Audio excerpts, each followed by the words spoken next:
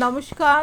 কবি বিদ্রোহী কবি কাজী নজরুল ইসলামের জন্মদিন উপলক্ষে আমি তারই লেখা একটা কবিতা পাঠ করে শোনাচ্ছি সবাইকে। লিচু চোর।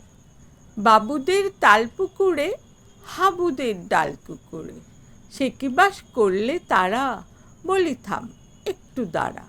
পুকুরের ওই কাছে না লিচুর এক গাছ আছে না, হোতা না আসতে গিয়ে বড় কাস্তে নিয়ে গাছে গিয়ে যেই চড়েছি ছোট এক ডাল ধরেছি।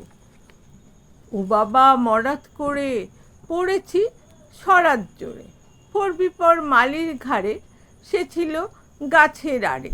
ব্যাটা ভাই বড় নচ্ছার, ধুমাধুম গোটা দুচ্চার, দিল কষে কিল ঘুষি, একদম জোশে ঠুসি। আমিও বাগিয়ে থাপড়, দে হাওয়া চাগিয়ে কাপড়, লাফিয়ে ডিংনু দেয়াল, দেখি এক ভিতরে শেয়াল। ও বাবা শেয়াল কোথা, ভেলোটা দাঁড়িয়ে হোতা, দেখে যেই আটকে ওঠা কুকুরেও জুড়লে ছোটা। আমি কই কম্ম কাবার, কুকুরেই করবে সাবার।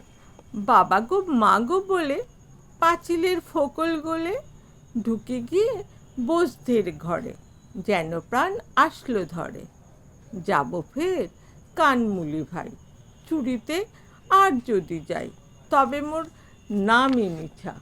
কুকুরের চামড়া খিচা, সে কি ভাই যায় রে ভোলা, মালির ওই পিটনিগুলা, কি বলিস ফের হপ্তা, তওবা নাক খাপ্তা।